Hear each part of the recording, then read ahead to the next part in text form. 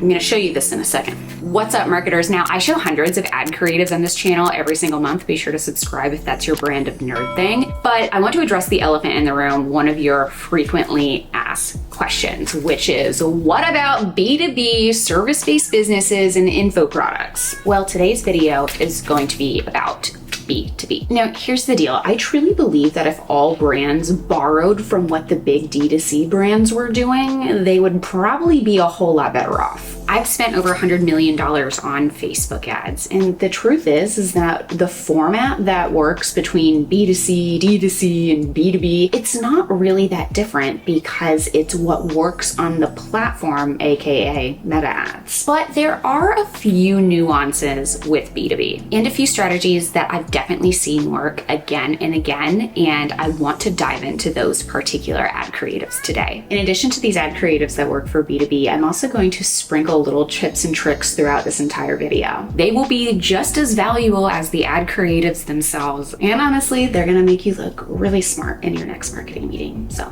let's dive in. Now, the first one is the educational content traffic driver, and here's our first sparkle. Now, the reason why B2B is more difficult on paid social is because you do have to consider the funnel more. Essentially, it's going to be kind of hard to cold target your ideal customer on paid social. And for the most part, D2C and consumer product goods, you don't really have to have a different creative strategy for prospecting and retargeting. A broader approach tends to lead to the best results. However, because it is a lot more difficult to cold target B2B on paid social, that strategy is a little bit different. So if you do want to try something that is for more cold traffic and more top of funnel, you're going to have to lead with more educational type content. This can even include a lead magnet or a freebie to help further qualify that audience. Now, there are several examples of this. So when you think of the broader B2B funnel in terms of awareness, I think it's helpful to actually look at the examples that some B2B brands are using that show this educational top of funnel traffic driver, and maybe some of their other ads that are definitely a little bit more further down funnel. So number one for Sage Company, see, we have this educational top of funnel traffic driver, but for some of the ones that are a little bit more further down funnel, you already begin to understand, okay, these people have already been qualified in some way. We're already quite sure that we know who they are in terms of the audience and what their interests and pain points are. But part of the reason we were able to gather that information and qualify that audience is because of that initial top of funnel traffic driver. Another good example of this is also with QuickBooks. Here you can see 7 ways to balance rising costs while keeping customers happy. Then you can see that we have a few other ads that are then being targeted to people after they've already been qualified. Now, another one of my tricks for this creative is that it can and should be really simple. Honestly, the harder part of this is going to actually be developing that educational content, developing that freebie or that lead magnet. Another thing too, it's super worth it for B2B brands to try this strategy. Obviously, I feel like this is kind of basic. However, it is not worth it for D2C or product-based brands to try this kind of strategy. I know that some agencies or some other marketing influencers swear that it works. In 2024, I've not seen it work. The second ad creative is infographics and workflows. Now, what's interesting is this is a trend that I've seen work really well on D2C lately, especially in 2024, but this is something that has worked on B2B paid social for years. Here's a really great example by Motion, and then we also have another great example by Zapier. I actually find that this type of content works really well for SaaS brands. It's kind of like a pre-demo qualifier, and it also helps really visualize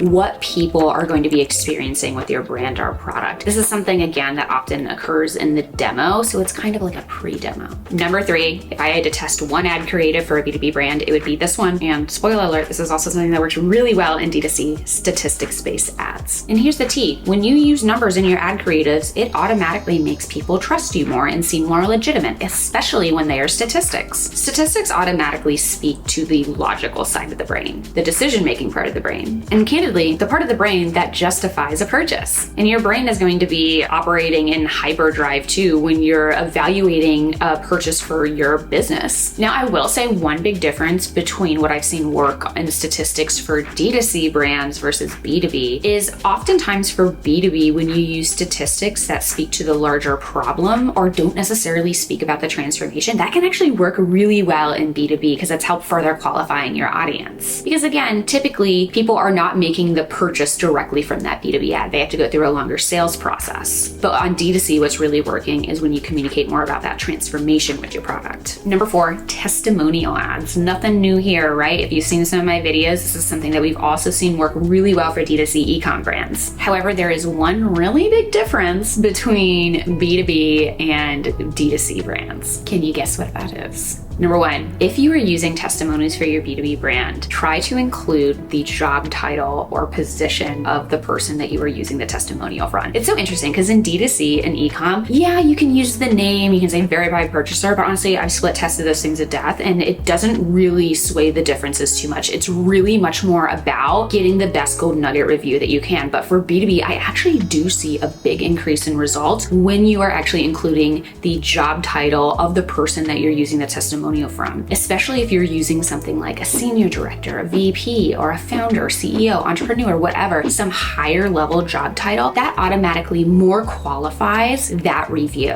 As for what these testimonials should actually communicate, speak to the results, look at them like a mini case study. And inherently, these are going to be a little bit further down funnel. Ideally, the person who's going to be seeing this type of creative already has some idea of the solution that you're providing, and they're probably evaluating you and your competitors as the solution for their business issues. Number 5, UGC ads. Yes, UGC ads definitely work in B2B. And again, especially in the hooks, you can call out titles and names of people so that you can help further qualify that traffic. And one of the reasons why I really like using UGC for B2B brands as well is I've actually found that this can actually span a much larger part of the funnel. So it can help qualify colder traffic, but it can also help convert more of that warmer traffic. So I often find that these ads particularly can be a little bit more scalable than some of the other ad formats. And if you're looking for some really good B2B UGC inspiration, try to look at brands that have a wider demographic. So they have a little bit larger appeal as it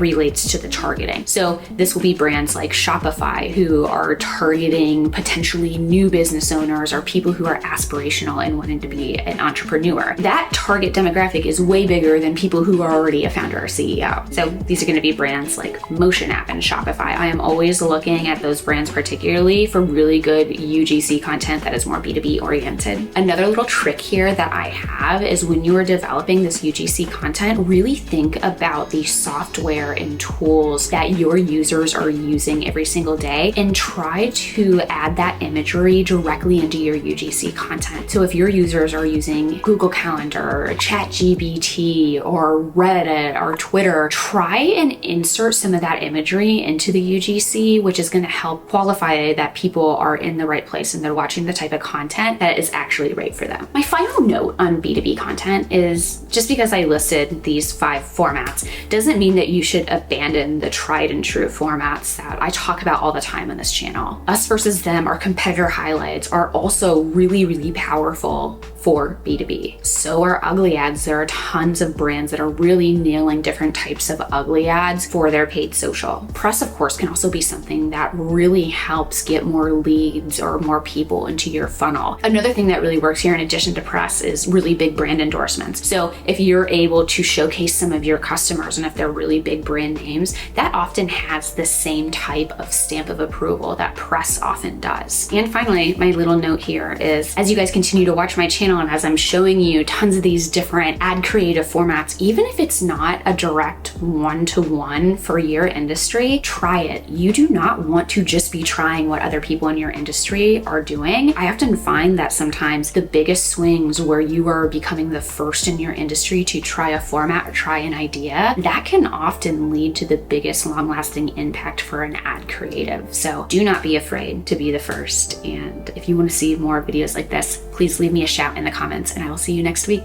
Bye.